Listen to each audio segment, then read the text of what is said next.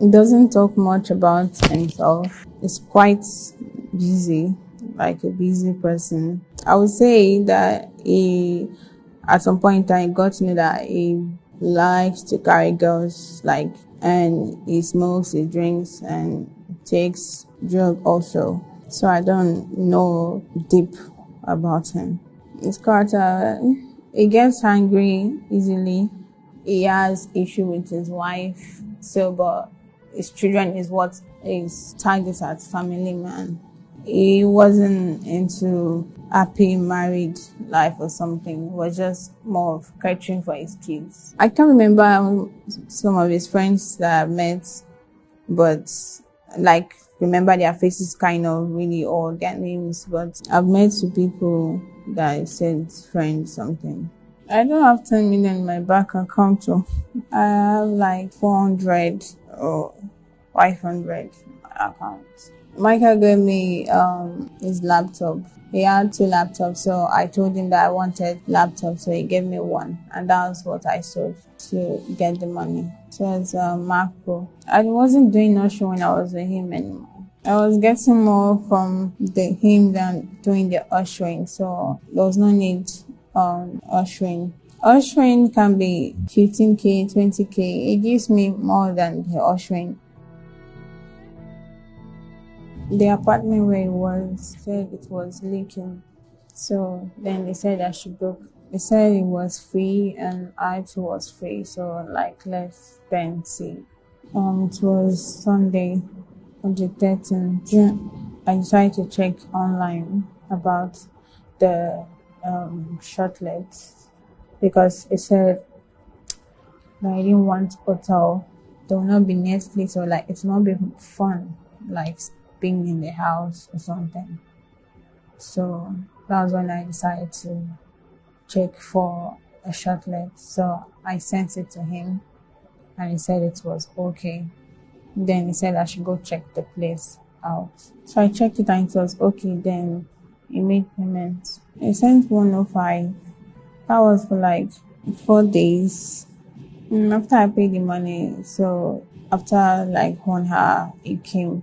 When he came, then we went to get food. We went out to eat and also get drinks.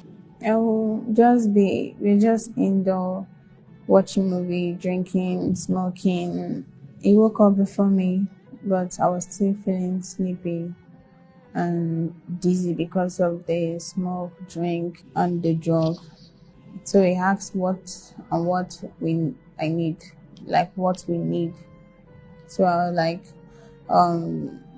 we need to buy food and drug because the drug that we brought already finished. He sent the money to their account.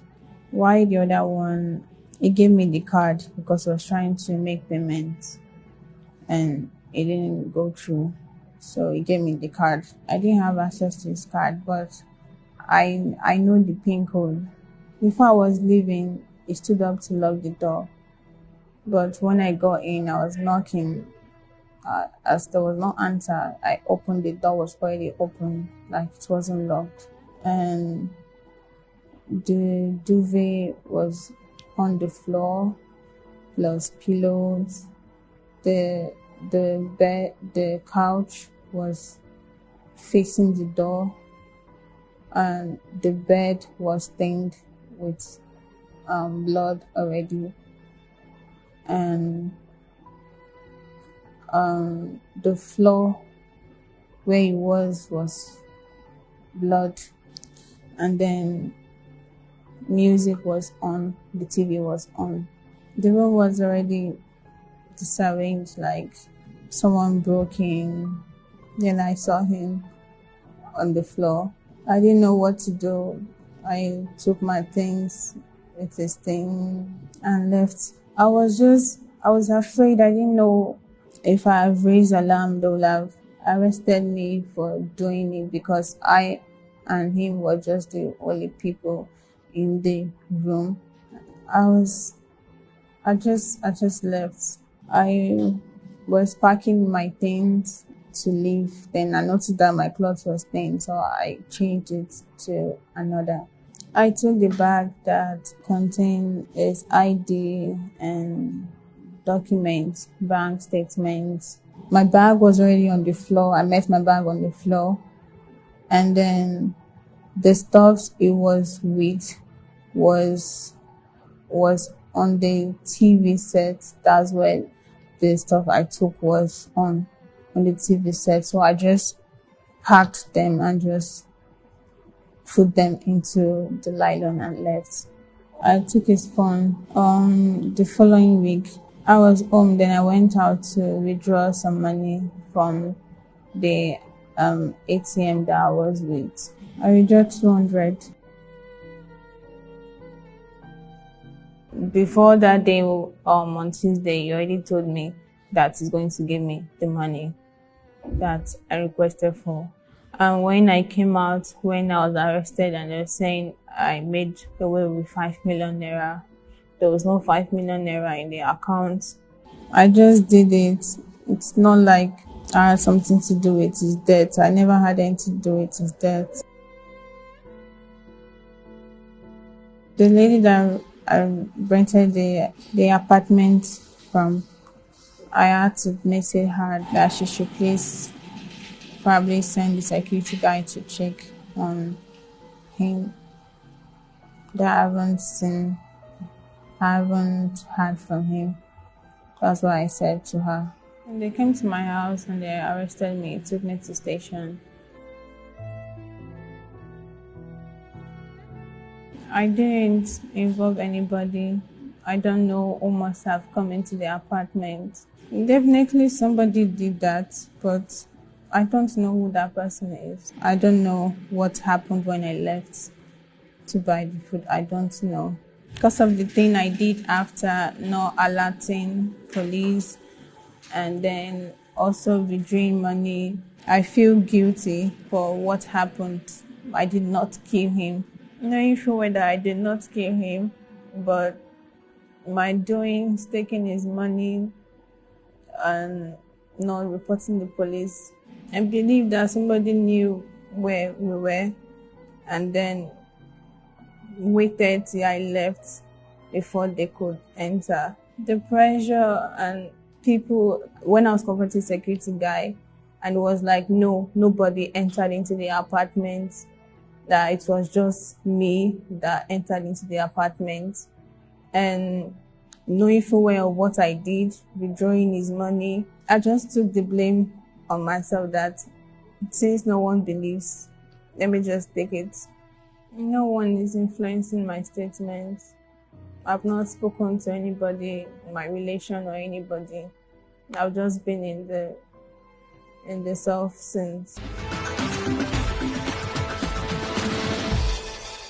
Viewers may observe that the story the suspect recently told journalists during the parade about how she allegedly killed Mr. Usifo Ataga at the press briefing is at variance with the one she shared with crime fighters in our exclusive interview. Because of the contradicting statements made by the suspect, Chidinma Ojukwu, crime fighters decided to speak further on this matter with the Commissioner of Police to clarify some areas of doubt as it concerns police investigation. This is what CP Akim Odumosun had to say. That is the trait of an average criminal. She was here, we recorded all her. So at State CID, the night she was arrested, now we recorded all her. So even the lady that rented the place to her, now we recorded everything now. So we have that in, because if she's now so I think something as an afterthought, then if it's going to prove out. But anybody thinking that police, so maybe trying to give her a split or something, that person is saying it out of mischief. And it's highly discouraging.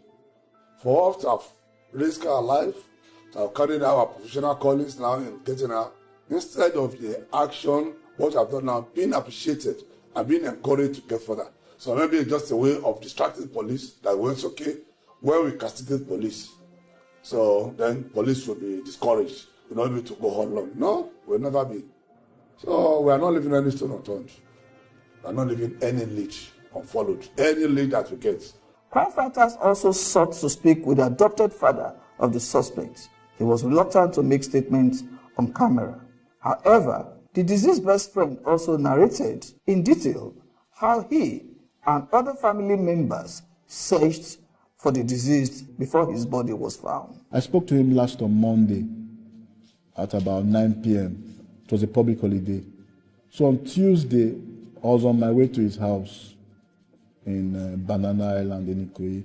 When I left my house, I started calling him. And Ojukwu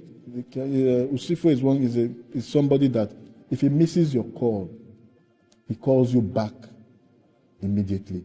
I was calling him before, from VGC to maybe Lekki Phase 1. I called maybe like 6-7 times. He did not pick his call. He did not call me back. Then this was about maybe 2 o'clock in the afternoon.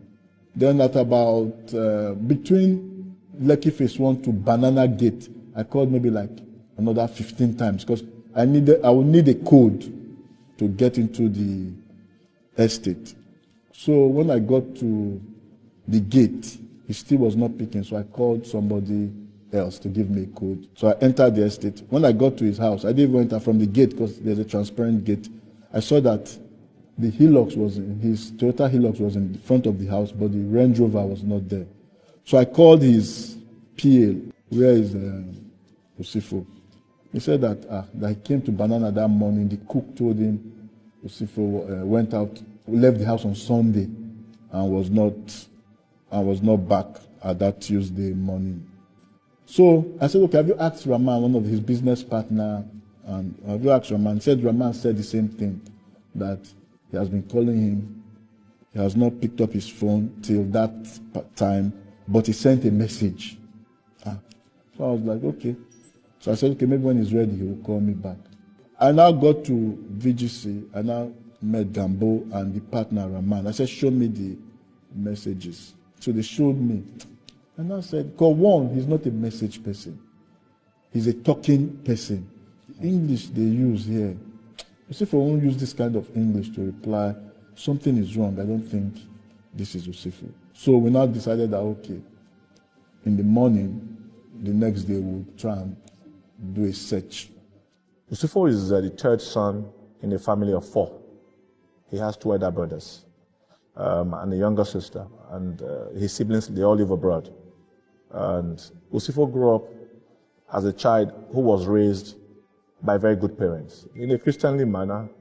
And he is a guy who's always had business in his DNA. He's always liked to do business. But what I'll tell you about Ojukwu is that Ojukwu is very respectable. Ojukwu will never hurt a fly. Ojukwu loves people.